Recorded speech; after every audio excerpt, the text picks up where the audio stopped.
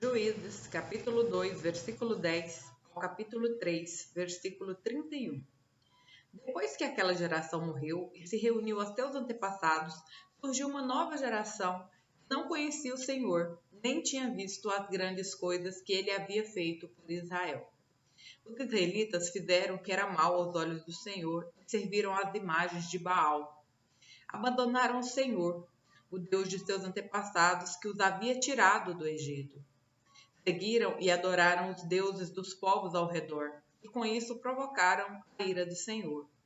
Abandonaram o Senhor para servir a Baal e às imagens de Astarote. Com isso, a ira do Senhor ardeu contra Israel, e ele os entregou nas mãos de saqueadores que tomaram seus bens. Entregou-os aos inimigos ao seu redor, aos quais já não conseguiam resistir. Toda vez que saíam para a batalha, o Senhor lutava contra eles e provocava sua derrota, conforme lhe havia advertido com o juramento. Por isso, o povo vivia em grande angústia. Então o Senhor levantou juízes para livrar o povo de seus agressores. Contudo, não quiseram ouvir os juízes, mas se prostituíram adorando outros deuses. Como se desviaram depressa do caminho de seus antepassados, que haviam andado em obediência aos mandamentos do Senhor. Sempre que o Senhor levantava um juiz sobre os israelitas, o Senhor estava com ele e livrava o povo de seus inimigos, enquanto o juiz vivia. Pois o Senhor tinha compaixão de seu povo, que sofria sob o peso da aflição provocada por seus opressores. Quando o juiz morria, porém, eles voltavam a seus caminhos corruptos e se comportavam ainda pior que seus antepassados. Seguiam outros deuses, servindo-os e adorando-os. Não abandonavam suas práticas perversas e seus caminhos teimosos. Por isso, a ira do Senhor ardeu contra Israel. Disse ele: uma vez que este povo violou a minha aliança, que fiz com seus antepassados, e não me deu ouvidos, não expulsarei mais as nações que Josué deixou por conquistar quando morreu. Fiz isso para pôr Israel à prova, para ver se seguiria os caminhos do Senhor, como fizeram seus antepassados. Assim, o Senhor deixou aquelas nações na terra. Não as expulsou de imediato, nem permitiu que Josué conquistasse todas elas. Estas são as nações que o Senhor deixou na terra para pôr à prova os israelitas que não haviam participado das guerras em Canaã. Ele se fez apenas para dar treinamento de combate à geração de israelitas que não tinham experiência no campo de batalha. Estas são as nações: os filisteus com seus 5 governantes, todos os cananeus, os sidônios e os heveus que habitavam nos montes do Líbano, desde o monte Baal-Hermon até Lebo-Amate. Esses povos foram deixados para pôr Israel à prova, para ver se obedeciam aos mandamentos que o Senhor tinha dado a seus antepassados por meio de Moisés. Assim, os israelitas viveram entre os cananeus, os hititas, os amorreus, os ferezeus, os heveus e os jebuseus. Casaram-se com as filhas deles e deram suas filhas em casamento aos filhos deles. E serviram aos deuses deles. Os israelitas fizeram o que era mal aos olhos do Senhor. Esqueceram-se do Senhor, seu Deus, e serviram às imagens de Baal e aos postes de Aserá. Então a ira do Senhor se acendeu contra Israel, e ele os entregou a Cusã-Risataim, rei de Aram-Naaraim. E os israelitas serviram a Cusã-Risataim durante 8 anos. Mas quando os israelitas pediram socorro ao Senhor, ele levantou um libertador para salvá-los.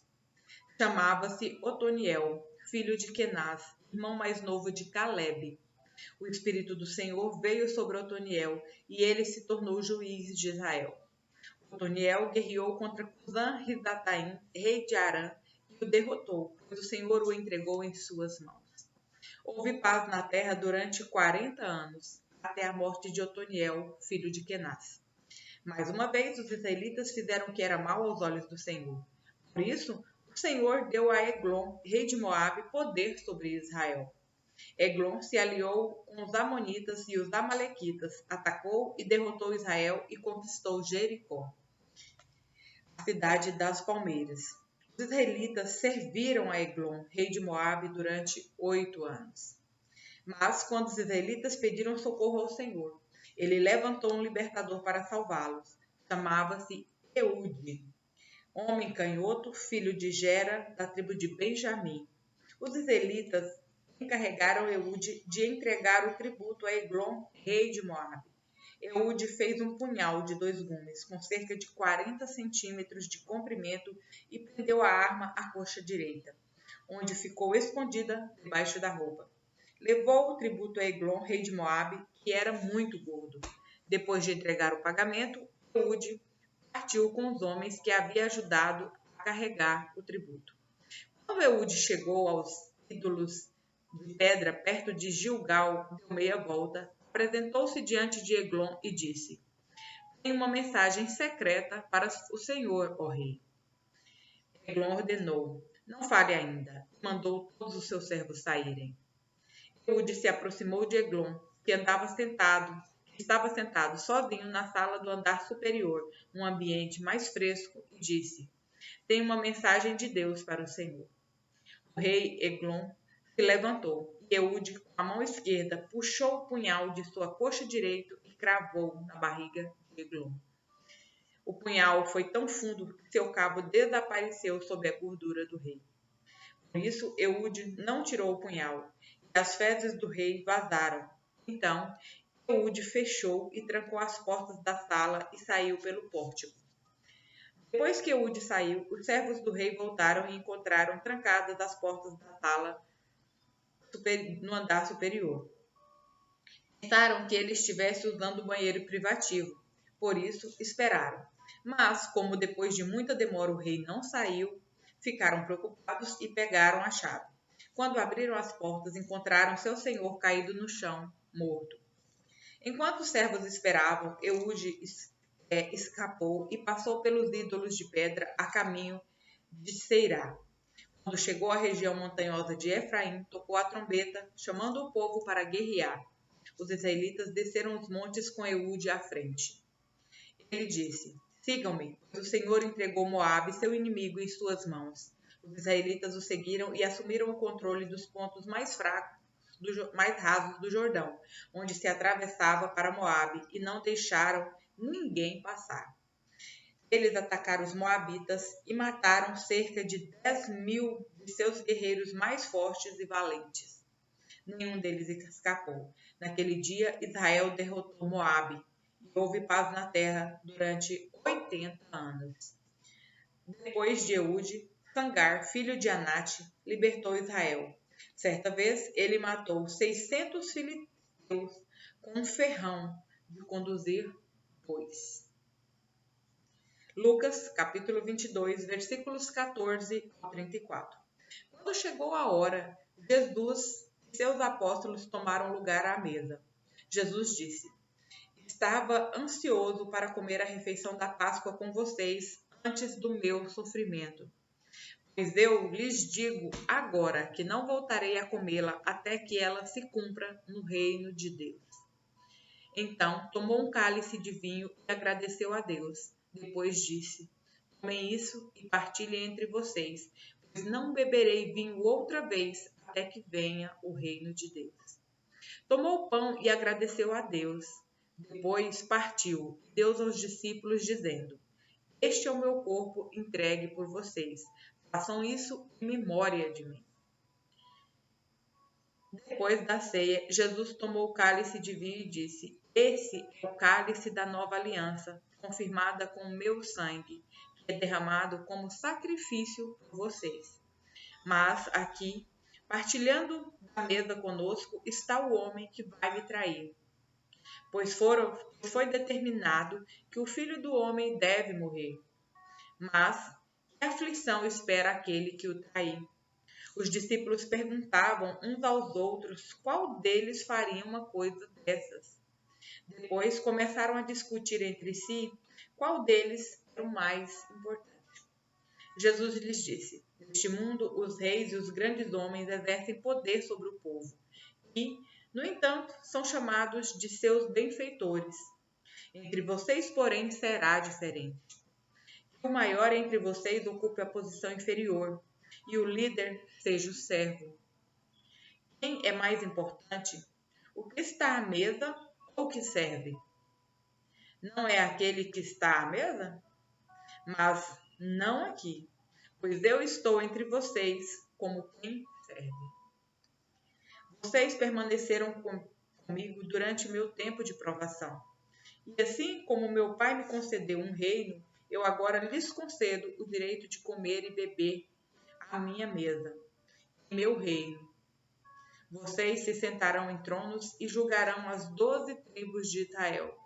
Então o Senhor disse: Simão, Simão, Satanás pediu para peneirar cada um de vocês como trigo. Contudo, supliquei em oração por você, Simão, para que sua fé não vacile. Portanto, quando tiver se arrependido e voltado para mim, fortaleça seus irmãos. Pedro disse: Senhor, estou pronto a ir para a prisão e até morrer ao seu lado. Jesus, porém, respondeu: Pedro, vou lhe dizer uma coisa. Hoje, antes que o galo cante, você negará 3 vezes que me conhece. Salmos, capítulo 92, versículo 1, ao capítulo 93, versículo 5. É bom dar graças ao Senhor e cantar louvores ao Altíssimo. É bom proclamar de manhã o teu amor e de noite a tua fidelidade, ao som de um instrumento de 10 cordas, da harpa e da melodia da lira. Tu me alegras, Senhor, com tudo o que tens feito, canto de alegria por causa de tuas obras. Quão grandes, Senhor, são teus feitos e profundos teus pensamentos. Só o ignorante não sabe, só o tolo não entende. Embora os perversos brotem como a grama e floresçam os que praticam o mal, eles sempre serão destruídos. Mas tu, Senhor, serás eternamente exaltado. Os inimigos, Senhor, perecerão. Todos que praticam o mal serão dispersados. Tu, porém, me tornaste forte como o boi selvagem e me ungiste com óleo da melhor qualidade. Meus olhos viram a queda de meus inimigos. Meus ouvidos ouviram a derrota de meus perversos adversários. Os justos, porém, florescerão como palmeiras, crescerão como os cedros do Líbano. Pois estão plantados na casa do Senhor, florescerão nos pátios do nosso Deus. Mesmo na velhice produzirão frutos. Continuarão verdejantes e cheios de vida. Anunciarão: o Senhor é justo, ele é a minha rocha, nele não há injustiça. O Senhor reina. Está vestido de majestade. Sim, o Senhor está vestido de majestade e armado de força. O mundo permanece firme e não será abalado. O trono permanece desde os tempos antigos. Tu existes desde a eternidade. As águas subiram, ó Senhor. As águas rugiram como trovão. As águas levantaram ondas impetuosas. Mais poderoso que o estrondo dos mares, mais poderoso que as ondas que rebentam na praia, mais poderoso que tudo isso é o Senhor nas alturas. Os preceitos soberanos não podem ser alterados. O reino, Senhor, é santo para todo o sempre. Provérbios, capítulo 14, versículos 1 ao 2. A mulher sábia edifica o lar, mas a insensato destrói com as próprias mãos. Quem anda pelo caminho reto, teme o Senhor. Quem escolhe estradas tortuosas, o despreza.